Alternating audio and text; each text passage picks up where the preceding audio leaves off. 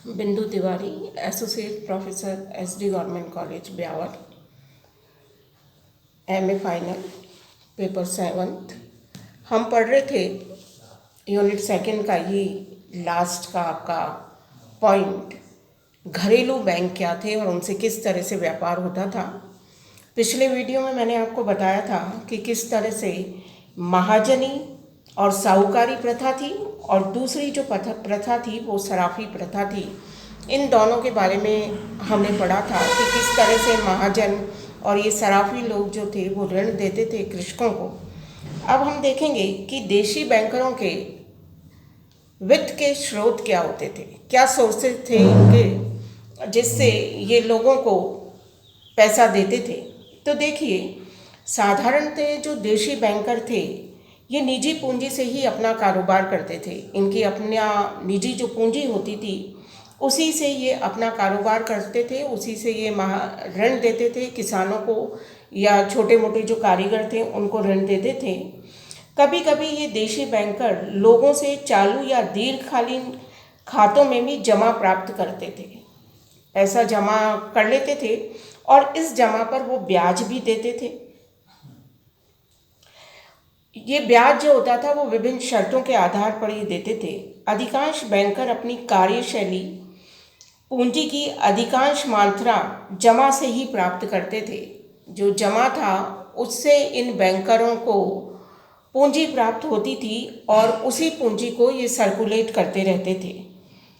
शहरों में जो सराफा लोग थे वो शहरों में काम करते थे।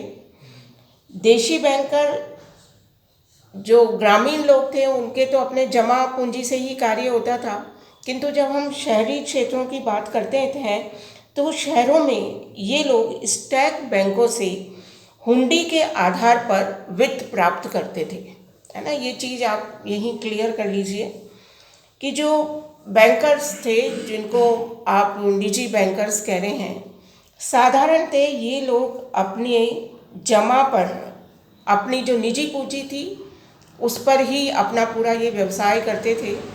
कभी कभी ये लोग इनके पास पैसा जमा करा देते थे, उस पर ये कुछ शर्तों पर ब्याज देते थे। ये अपनी जो कार्यशील पूंजी की अधिकांश जो मात्रा थी वो जमा से ही प्राप्त कर लेते थे। देशी बैंकर जो थे वो जमा की राशि पर कम निर्भर करते थे, ये अपनी निजी पूंजी को ही ज़्यादा काम में लाते थे।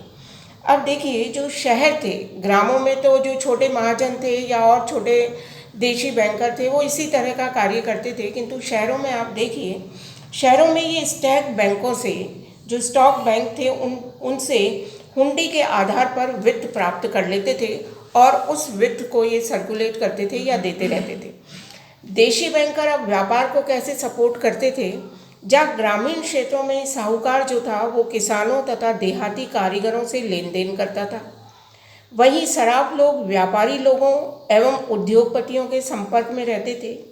कृषि एवं औद्योगिक वस्तुओं को बाजार तक पहुंचाने में वित्त की बहुत आवश्यकता होती थी। आप बिना वित्त के, बिना फाइनेंस के कुछ भी नहीं कर सकते और एक बहुत बड़ा अमाउंट आपको चाहिए होता था।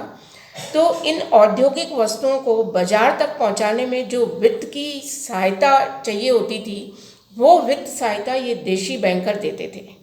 देशी बैंकर उद्योगों को ऋण पत्र, उद्योगों से ऋण पत्र खरीद लेते, शेयर खरीद लेते या अन्य तरीकों से भी वित्त प्राप्त कर लेते थे।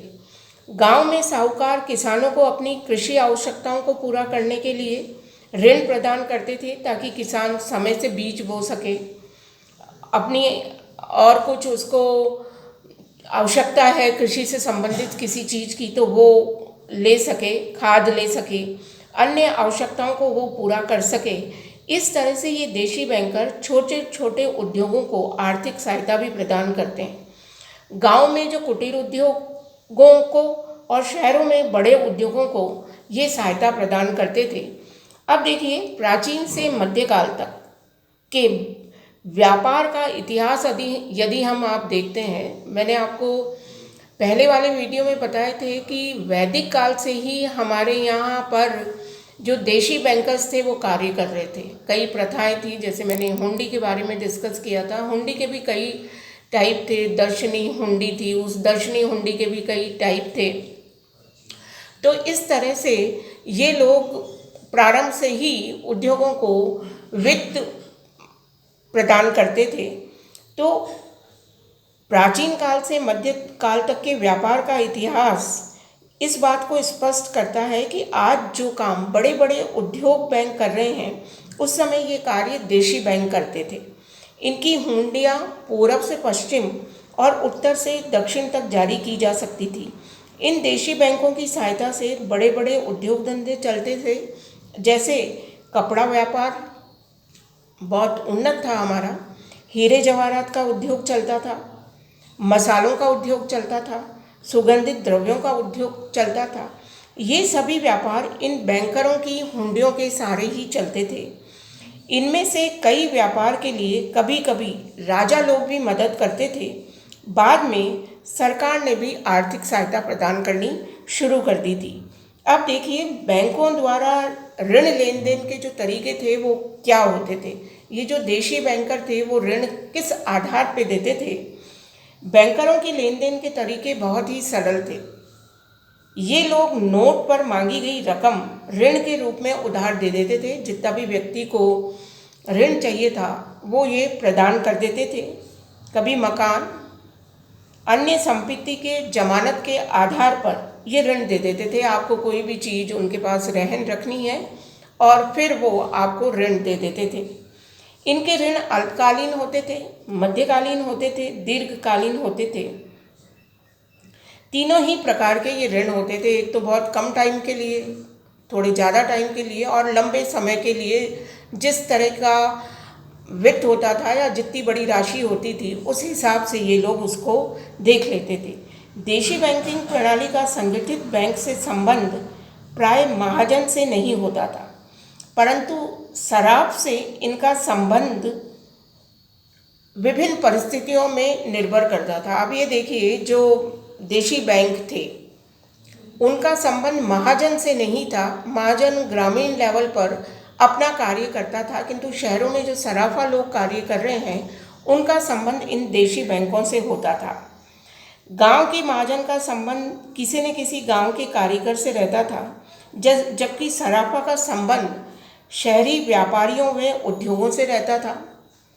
ये भारतीय पद्धति जो थी हमारी बैंकिंग की, उसका एक ये सबसे बड़ा दोष था कि दो महत्वपूर्ण एजेंसियां हैं जो दोनों ही आपको उद्योग और व्यापार के लिए वित्त प्रदान कर रही है, किंतु दोनों में ही अंतर है, दोनों एक दूसरे के विपरीत है। स्टॉक देशी बैंकिंग प्रणाली में इन दोनों का कोई सह संबंध हमें दिखाई नहीं देता। इससे देखिए क्या प्रभाव हुआ। इससे बाजार हुंडी दर बनने में और बैंकिंग हुंडी दर बनने में सदैव अंतर रहता था। दो तरह के जो हुंडी दर आएंगे उनकी जो दर है वो बिल्कुल अलग आएगी, क्योंकि इनका कोई आपस में सह संबंध नहीं था। अभी भी आप देखिए, देशी बैंकर व रिजर्व बैंक के मध्य कोई संबंध स्थापित नहीं किया गया है। फलस्वरूप संगठित साख नीति का प्रादुर्भाव नहीं हो सका है। अब देखिए, इस देशी बैंकिंग प्रणाली के कई दोष भी थे, क्योंकि जैसे आप कृषकों के बारे में पढ़ते हैं, आधुनिक भारत में जब आप पढ़ते हैं कृषि का, अंग्रेजों के आगमन के साथ कृषि का ह्रास हुआ, किसान लोग बहुत ऋणग्रस्तता में आ गए, तो वो जो सूद लेने वाले व्यक्ति थे वो ये महाजन ही थे, क्योंकि वो इन्हीं लोगों से ऋण लेते थे। उन्हें उनके ऊपर बहुत ज़्यादा भू राजस्व लाद दिया गया था, बहुत लैंड रेवेन्यू बहुत ज़्यादा था। तो देखिए, देशी बैंकिंग प्रणाली के कई दोष भी थे। देशी बैंकरों के विपक्ष में कई तरह की बातें कही जाती है। उन्हें सूदखोर कहा जाता है, हृदयहीन कहा जाता है, शोषण के नाम से पुकारा गया है। उन पर अत्यधिक सूद लेने का आरोप लगाया जाता है, जाली निशानियां बनाने का आरोप लगाया जाता है, जाली दस्तखत कर देते थे, रकम बढ़ाने का आरोप लगाया जाता है, हिसाब में गड़बड़ी करने का आरोप लगाया जाता है, जो ऋणी लोगों से बेगार लेने का भी आरोप लगाया जाता है। इस प्रकार जो महाजन ऋणी की निरक्षरता व उसकी कठिनाइयों का बहुत अनुचित लाभ उठाता रहा है। महाजनों ने लोगों का शोषण तो किया, किंतु हम इस बात से इनकार नहीं कर सकते कि गांव के आर्थिक विकास में इन्होंने महत्वपूर्ण भूमिका अदा करी थी। देखिए, जब अंग्रेज लोग भारत में आए, जब व्यापार के लिए ही केवल, तो 17वीं शताब्दी में जब अंग्रेज व्यापारी बनकर ही भारत में आए थे, जब उनका राजनीतिक प्रभुत्व स्थापित नहीं हुआ था, वो केवल व्यापारी थे, केवल व्यापारी। ईस्ट इंडिया कंपनी भी अभी नहीं आई थी। तो ये जो ट्रेडर्स आए थे, इन लोगों को भाषा की समस्या थी, और हमारे यहाँ जो देशी बैंकर्स थे उनसे इन्होंने किसी तरह का कोई मेल मिलाप नहीं किया, ना उनसे किसी तरह का कोई ऋण लिया, ना उनसे किसी तरह का कोई सहयोग लिया। किंतु हम ये देखते हैं कि जब भारत में ईस्ट इंडिया कंपनी की स्थापना हुई, तो इस ईस्ट इंडिया कंपनी ने भू राजस्व एकत्रित करने का जो कार्य था, इन देशी बैंकर्स को दिया था। पूरा जो लैंड रेवेन्यू था वो ये देशी बैंकर्स ही कलेक्ट करते थे, और इंडिजीनियस जितने भी हमारे देशी बैंकर्स थे, उन लोगों के सहयोग से इन्होंने भू राजस्व वसूल करने का कार्य किया था। बाद में अंग्रेज़ों के ईस्ट इंडिया कंपनी ने कलकत्ता और बॉम्बे में बैंकिंग बिजनेस शुरू किया था।